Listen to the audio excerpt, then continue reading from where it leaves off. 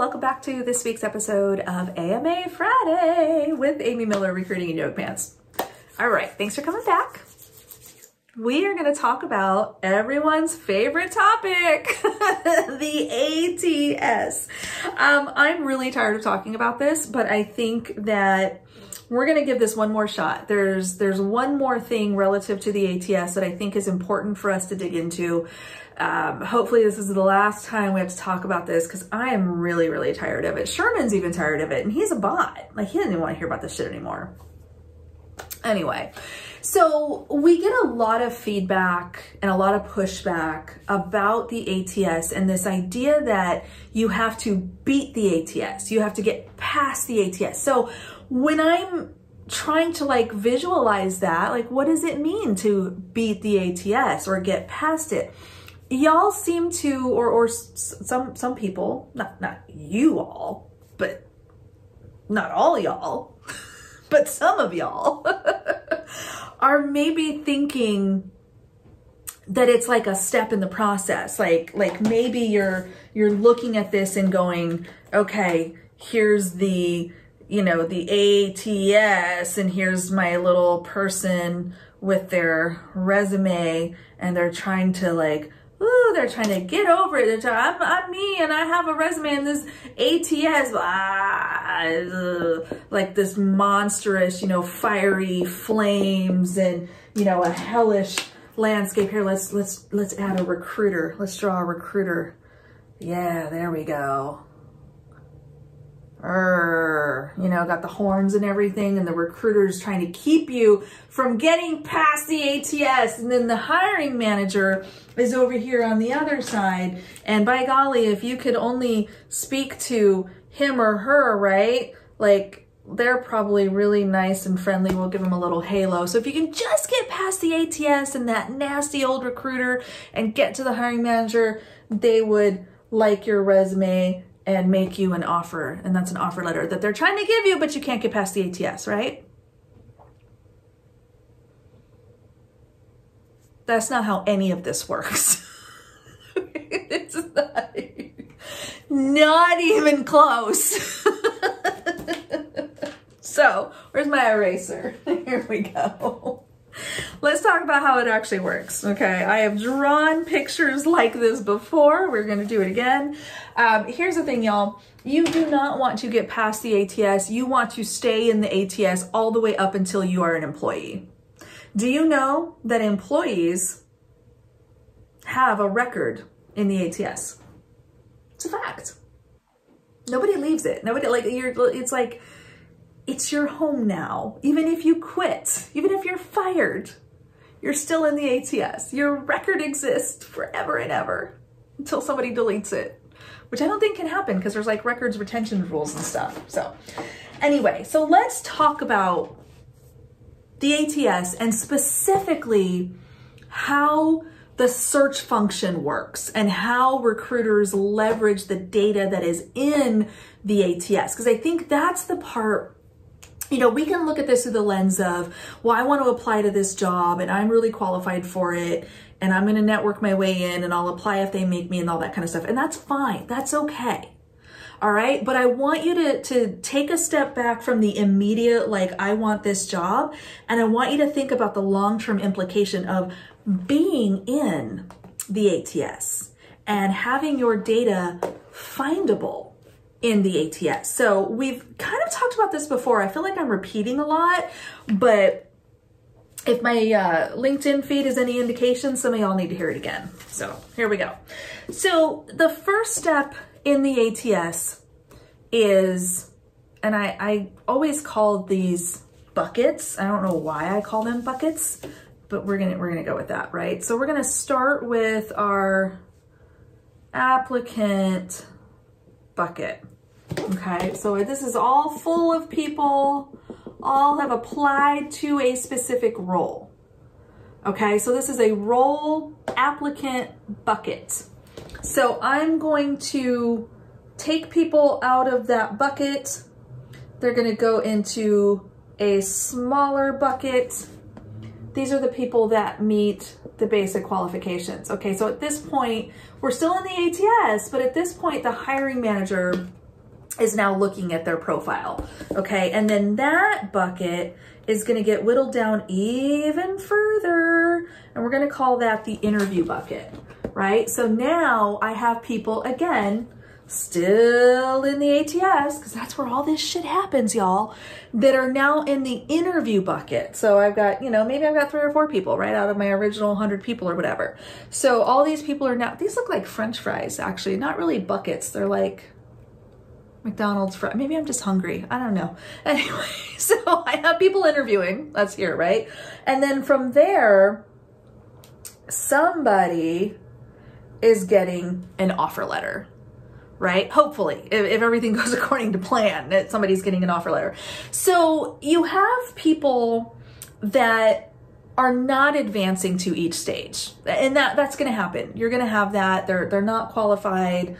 Other people were more interesting. Other people were, you know, performed better in initial screen, whatever it may be. So you have this requisition bucket, which then goes through this filtering process until we ultimately get a hire.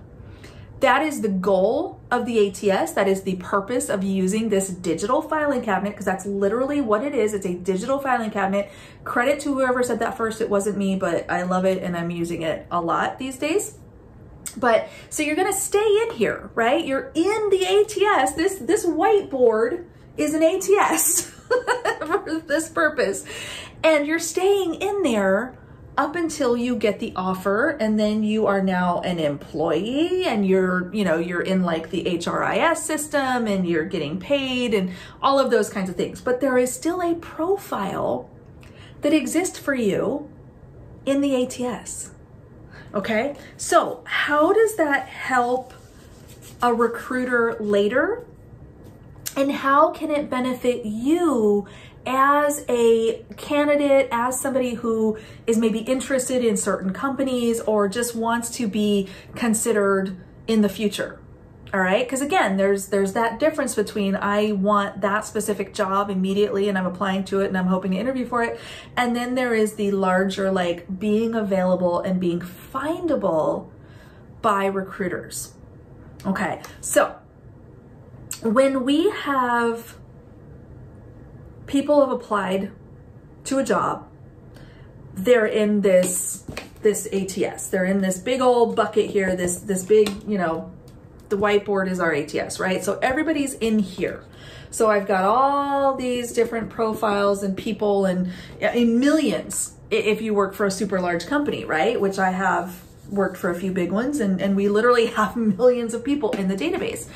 Even working for a small company, we still have a database that can have 100,000 people in it, or several thousands or whatever. Even small companies typically will have something like this. So how do I as a recruiter use that data later? I'm going to tell you right now.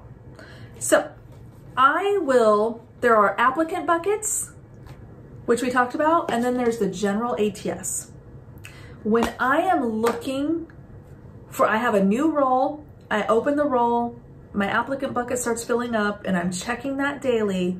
But the other thing I'm doing is I'm actually going to use this database as a giant search pond.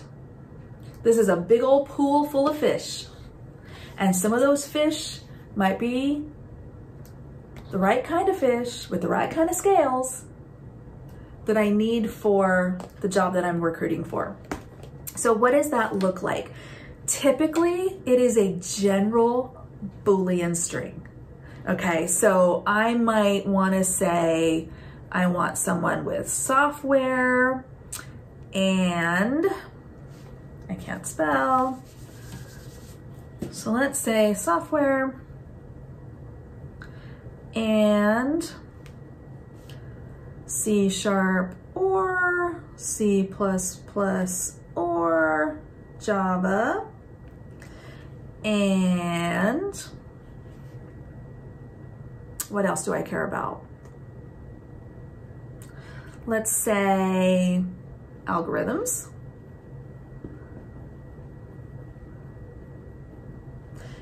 And let's say AI or artificial intelligence. This is boring, huh? Okay. So what this looks like, this is going to be very hopefully familiar to recruiters out there. I need somebody whose profile, which is typically the resume, could also be keywords that are in your profile. So all that stuff you entered in or that was parsed in from your resume, that has software on their resume.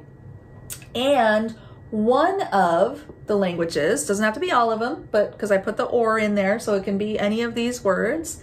And somebody who's done something with algorithms. I put a little wild card there because it might be singular, it might be plural. I want to catch both. And either AI or spelled out artificial intelligence, in quotes, as an entire phrase. So I can plug this search into my ginormous database and it's going to spit out results. Okay, these are all people who have applied, who have been entered into the database as a lead, who have been referred to previous positions, things like that. So there's so much goodness in here. And if I'm a large company that has, you know, hundreds of thousands of profiles in here, I may want to further refine that and add a geographic component. Okay, great. I've got, you know, 10,000 profiles. I need people that are in the US. Okay, cool. Now I'm down to, you know, 1,000 profiles. Okay, so what is the next criteria? Maybe now I'm going to narrow it even further to like Seattle area specifically. Maybe I can find some local people, things like that. So the thing about having your information in the database, and again, thinking about the context and the keywords, because I know, I bitch about keywords, but they can come in handy.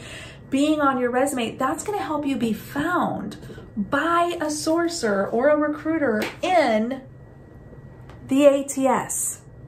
Okay, so I need y'all to stop worrying so much about this. I've never seen a piece of software create more drama in someone's life. It is wild. It is absolutely shocking to me how we have literally taken a piece of software and turned it into the cornerstone upon which your career sits. It's crazy, y'all. Don't think of it that way. Don't give the ATS, don't give Sherman that kind of power, people, because it's not up to him.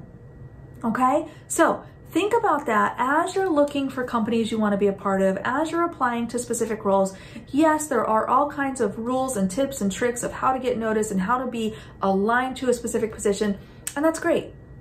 Do that, but also keep in mind that the ATS is just a big old giant filing cabinet holding your information, waiting for the right search string to come along. All right?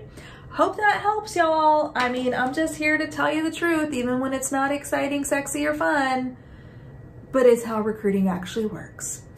Drop your comments down below. I read them all, even the ones that pissed me off, and we will see you next week.